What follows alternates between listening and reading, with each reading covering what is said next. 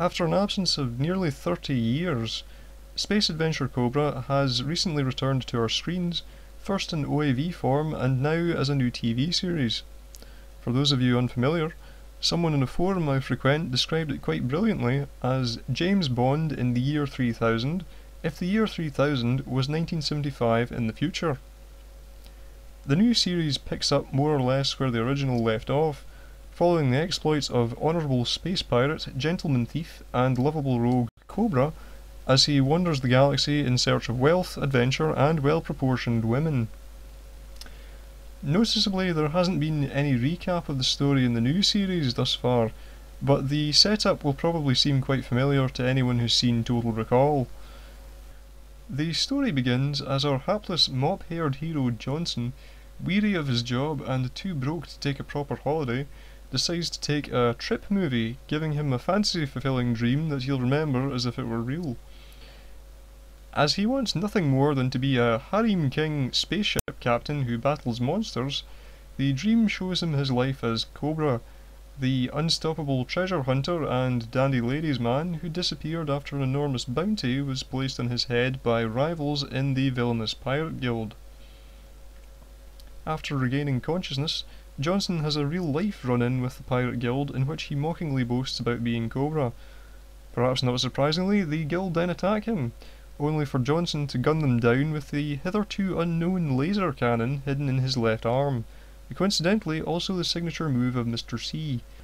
Faced with overwhelming evidence and reunited with his android partner in crime, Lady Armoroid, Johnson realises that the dream was no mere fantasy.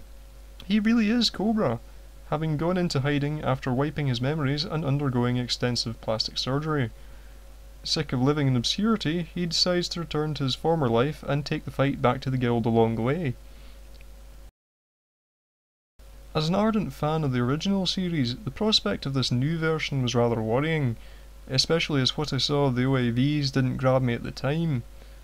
However, while it's a little early to give the series a proper review, it has at least gotten off to a promising start. Although the wonderful jazzy music score of the original has been lost, virtually nothing else seems to have changed. Cobra swaggers about with more than a hint of the unreconstructed male about him as he smokes, drinks, and chats up women with ridiculous names.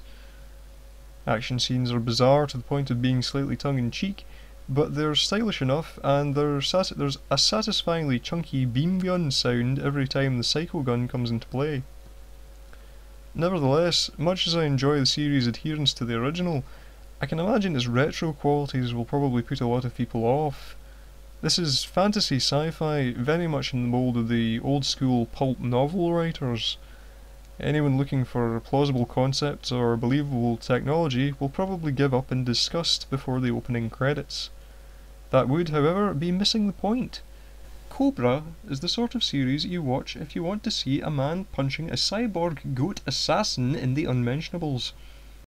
So, if you too are sick of the current trend for endless moe terrors and creepy fanservice shows, I can wholeheartedly recommend Cobra as a slab of old-fashioned, cigar-chomping, pirate-blasting goodness.